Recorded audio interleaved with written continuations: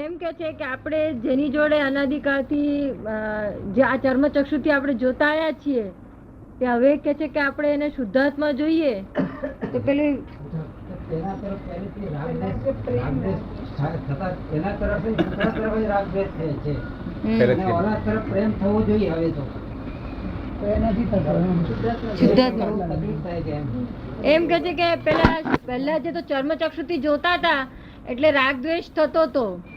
હવે શુદ્ધાત્મા જોઈએ તો પેલો પ્રેમ થવો જોઈએ, પ્રેમ નથી થતો.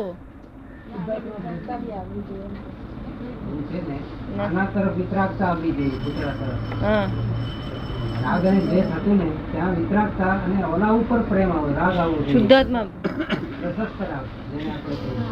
શુદ્ધાત્મા ઉપર હા એમ મારું માનવું છે. દાદા સમજાવે છે બોધ ઉત્પન્ન થવો જોઈએ, પ્રશસ્ત રાગ ઉત્પન્ન થવો જોઈએ શુદ્ધાત્મા પ્રત્યે. તો કે એવું નથી થતું એમ. તો શું રાગદ્વેષ થાય છે? રાગદ્વેષ થાય છે તો શું થાય? રાગદ્વેષ થાય છે.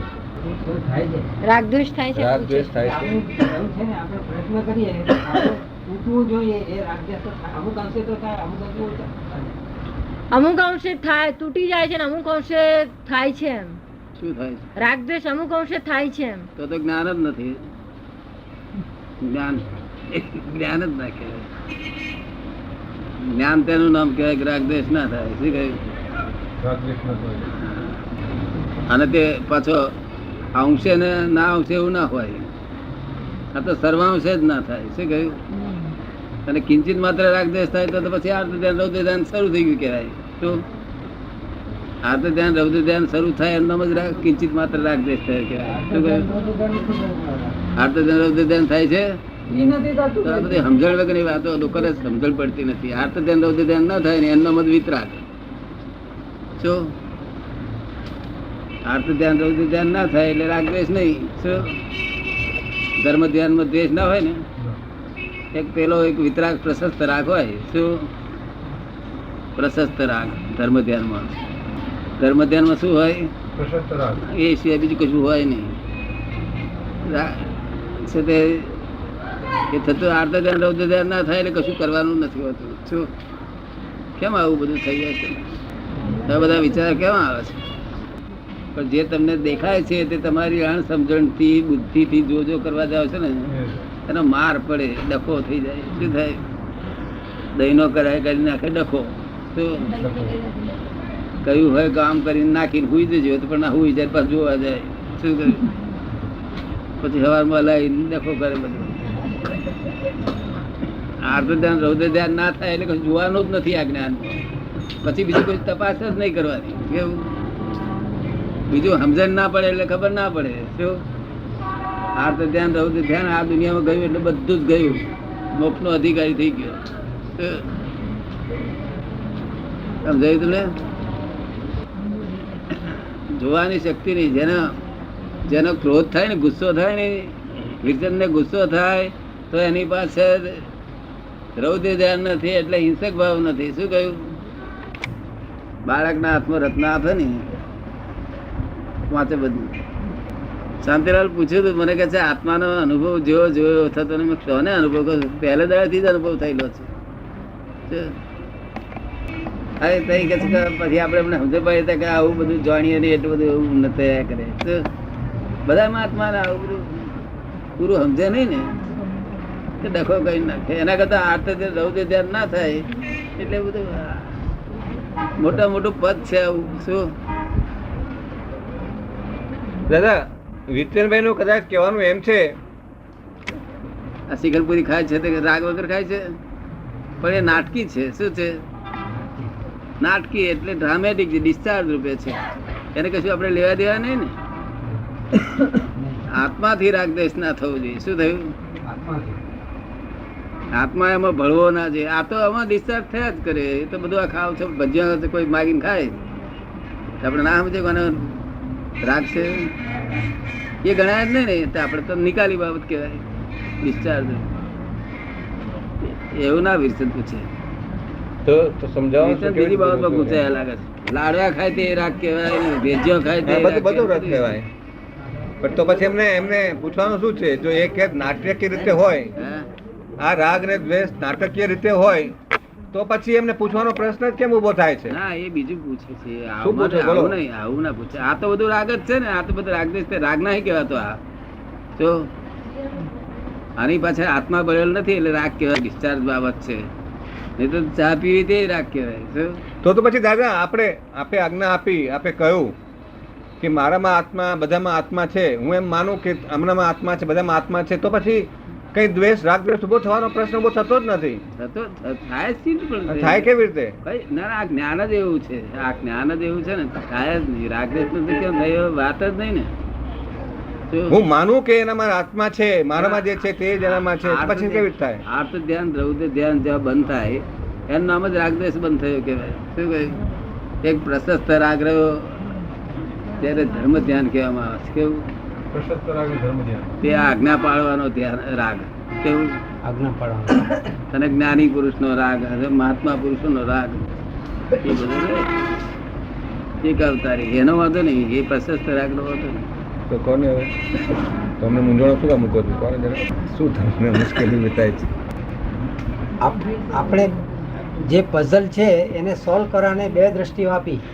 શું કરવાનું? પઝલ સોલ્વ કરવાની બે દ્રષ્ટિઓ આપી. હા, 2 view points to solve this puzzle. હા. હવે એ બે દ્રષ્ટિઓનો ઉપયોગ કરવાની જે આપણી આજ્ઞા છે, રિયલ અને રિલેટિવ અને રિયલ, તો રિલેટિવને તો આખું જગત જોયા જ કરે છે ને એ જ એને અધ્યાસ છે. આપે નવી આજ્ઞા આપી રિયલની, રિયલને જુઓ બંને સાથે. રિલેટિવ પણ છે અને રિયલ પણ છે. હવે રિલેટિવની તરફ આપણી જે નજર છે એમાં આપણે જે બીજી આજ્ઞા આપી છે એનાથી ફાચર પડી. બે ટુકડા થયા, આપણે બે જોઈએ, એક પેકિંગ અને બીજું શુદ્ધાત્મા. તો શુદ્ધાત્માની તરફ આપણું હવે એનું ધ્યાન થાય છે. ત્યાં શું કહે છે? જે પેકિંગ, ફક્ત પેકિંગ નું ધ્યાન થતું હતું દરેક ઠેકાણે.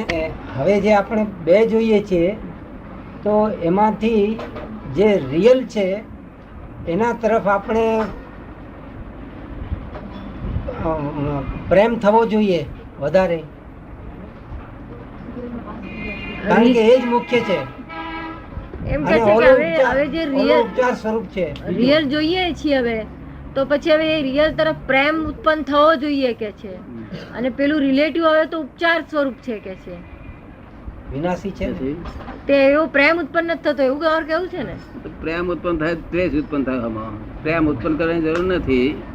આરાધન કરવા જેવું, રમણતા કરવા જેવું આ રિયલ છે, અને રિલેટિવ રમણતા કરવા જેવું નથી. રમણતા એટલે એનો નિરંતર શુદ્ધાત્માનું ધ્યાન રહે, બધું જોવું કરવું, સમજ પડે ને? બીજું કશું કરવાનું જ નથી ને. પ્રેમની તો સવાલ જ ક્યાં આવ્યો? પ્રેમની જરૂર જ શું છે? એકની પર પ્રેમ થાય તો બીજા પર દ્વેષ થાય. શું થાય? રમણતા કરવાનું છે. પર રમણતા છે, આ સ્વરમણતા કરવાની, બીજું કશું કરવાનું જ નથી. પછી શું થાય છે? રિલેટિવ ને જાણવાનું છે અને રિયલ ને પણ જાણવાનું છે. ના, રિયલ ને આરાધન કરવાનું છે, રિલેટિવ જાણવાનું છે. આરાધના, રિયલ ને રમણતા કરવાની છે. તો નિધિ જશે. અને રિલેટિવ જાણવા જેવું રિલેટિવ એકલું જ છે. રિયલ તો અમે જણાવી દીધું તમને. શું કહ્યું? રિયલ તો બધી જણાવી દીધી તમને. જાણવા જેવું રિલેટિવ છે. શું છે?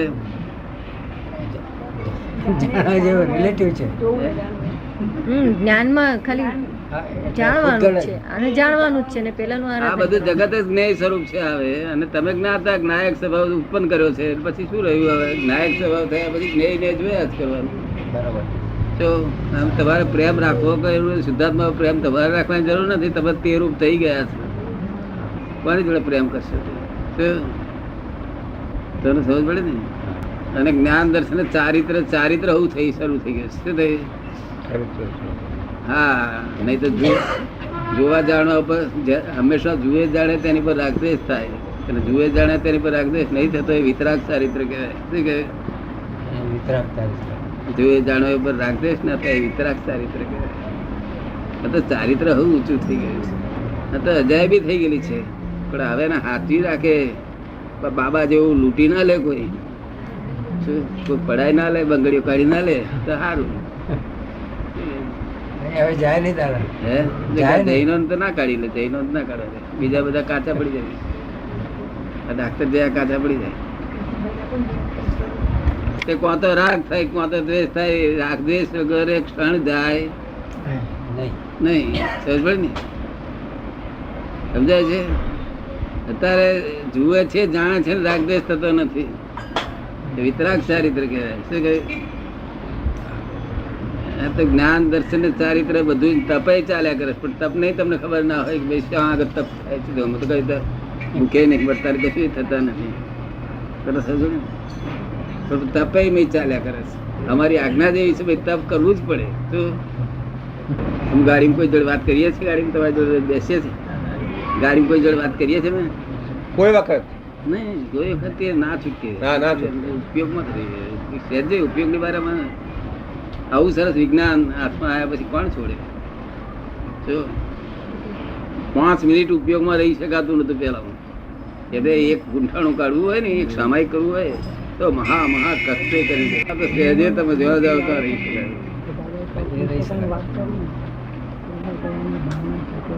સમજાય છે દાદા. હા, પણ એને સમજાય આજે છે ને. ખુલાસો થયો એનાથી બહુ સમજ એને જરા વાંતરો, જરા ભૂલને વાંતરો ને જરા પ્રતિગણ કરો. ના થાય તો આપણે આ નક્કી કરી નીકળવું કે મારે આમ કરવું જ છે, જો ઉપયોગમાં રહેવું છે એવું નક્કી કર્યું. નક્કી ના કરીએ તો પછી ઉપયોગ ચૂકી જાય પછી. અને સરળ છે આપણું તો, બહુ સરળ. જો નથી ખાવાનું બંધ કર્યું ઓછી કરી, કે નથી ચા પીવાની ઓછી બંધ કરી, નહીં તો બટાકા છોડો, છોડો તો દેવ હોય એ તો થવા દેવું, કશો વાંધો નહીં. તો ભાવના થઈ છે દાદા. શું કહે છે? ભાવના થઈ છે એમ. અરે બહુ કામ કાઢી નાખે. શુદ્ધ પૂર્વક આ ઠપ્પા છે તો કામ જ કાઢી નાખે. જો ગુરુ માથે હોય તો ગુરુ હારા. જો આ તો ઢોર લગણ, ભેંસ લગણ કરે ને એના જેવી સ્થિતિ.